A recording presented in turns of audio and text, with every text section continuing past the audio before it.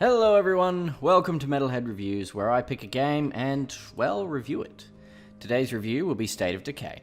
State of Decay is a third-person survival zombie game in which the player takes on the role of several survivors as they scavenge for supplies, tend to the needs of their group, explore the map, and of course, kill zombies. Despite the oversaturated nature of zombie survival games, this one really does bring several innovative features to the table. But how does it stack up? Well, I'm going to review it and you'll find out at the end. So let's get started. On the subject of quality, a very important aspect is how well the game performs and how reliably it performs it. With that in mind, how does State of Decay size up? Simply put, it's good. Slightly less simply put, it is a well-made game with a few flaws, and I'm going to explain what and why. This game is reasonably well built, in the sense that it does not crash frequently, bugs are fairly uncommon, and overall the game runs well enough. In fact, lower-end PCs and laptops should have no issues running this in a playable state. The file size is also a very respectable 2GB, making it accessible for those with lower data allowances and convenient for just about everyone else. The game does have occasional bugs, particularly when zombie corpses randomly bug out and fly off into the distance. Additionally, though I haven't personally experienced too many issues with crashing, there are multiple forum threads online detailing crashes that can occur in the game. These are, however, many years old now and are likely fixed in the current version of the game. Overall, this game's quality is a little above average. It is competently made and decently optimized, but it also is just that, competent, and subsequently is somewhat middling in terms of quality. The gameplay, as previously noted, revolves around exploring the region of Trumbull Valley, collecting supplies for your group, and helping out other groups on small side missions along the way. These missions are decently varied, but do have a tendency to become repetitive over time. Of course, there is the obligatory zombie fighting, with a combat system that I can only describe as overly simplistic. It largely involves just clicking the left mouse button until the zombie falls over.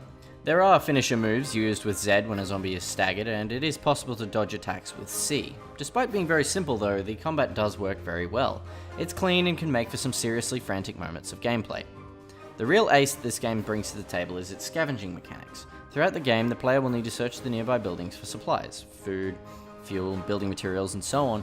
As the player takes from the surrounding areas, these supplies will dwindle and do not respawn. It is a seemingly malign mechanic that does create a sense of scarcity and challenge with the loot finding. On top of this, the player may choose to clear an area entirely of zombies in order to be safe in looting, or sneak in and quietly loot the area. Each approach incurs significant risk. There are varying special zombie types, including armor-clad military zombies, screamer zombies, nimble freak zombies, and tank zombies. All types offer different levels of threats and help to vary the gameplay significantly. Another key mechanic of the game is driving, with several different cars to find that each perform differently and offer different benefits. Cars, similarly to supplies, do not respawn and as such must be managed carefully to ensure that they are not all destroyed. Cars are incredibly useful for long distance travel obviously, and will be absolutely necessary for exploring the entire region. However, the utility of cars does not end here. Hold the left mouse button down to perform a door attack in a nice little homage to Zombieland, and of course, cars may be used for easy storage and delivery of heavy supplies. As a character is used, they will tire out, leading to a lesser max stamina and health. As this occurs, it becomes necessary to play as different characters, each who have their own weapons and gear. If a character is killed, there's no going back. That character is dead and you'll respawn as one of your other characters. I was quite shocked when I first discovered this for myself. One of the small annoyances I do have with the gameplay is that the third-person camera can be annoying at times, especially when exploring buildings, as it may glitch through walls or linger outside for too long, allowing a zombie to jump you. Some other minor things include the paper mache that the cars are made of and the relative uselessness of guns. These are, however, likely features to exacerbate the scarceness of cars and the necessity of stealth and melee over running and gunning. Overall, the gameplay is this game's most prominent feature. It is a shining example of a survival zombie game in a sea of such games.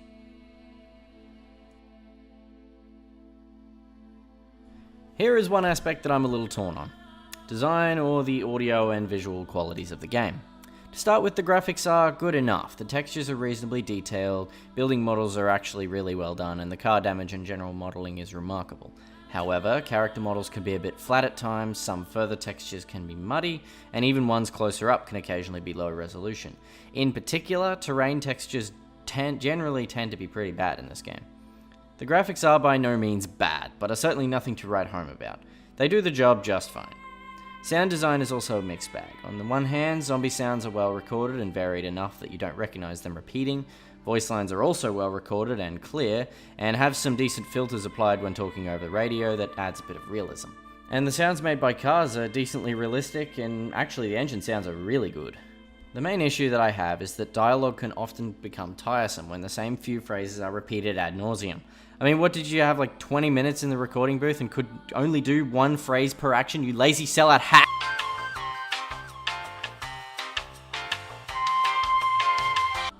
I'm sorry about that, but that part of the game really annoys me. Overall, the design is certainly not bad, but due to the issues with graphics and that irritating voice line issue, I see this aspect as just above average. Overall, I really do like State of Decay. Its gameplay is neat, the scavenging mechanics are awesome, the driving is great, and the graphics and sound are good enough to deliver these qualities well. I rate this game a solid 7 out of 10. It's not perfect, but it sure has some things going for it, which for being a zombie survival game in the current Steam climate is really saying something. The original can no longer be purchased on Steam, but a Year 1 edition is available for $29.99, which includes all of the DLC. Given that this is the only way to get it, I suppose that it's worth it. Sure, it would have been nice to know this before I made up my mind on the game, but seriously, screw the DLC.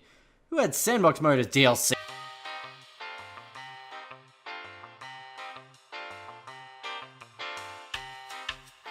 Hello, thank you for watching, and if you enjoyed, be sure to leave a like and subscribe if you haven't already done so, and I'll see you on the next Metalhead Reviews.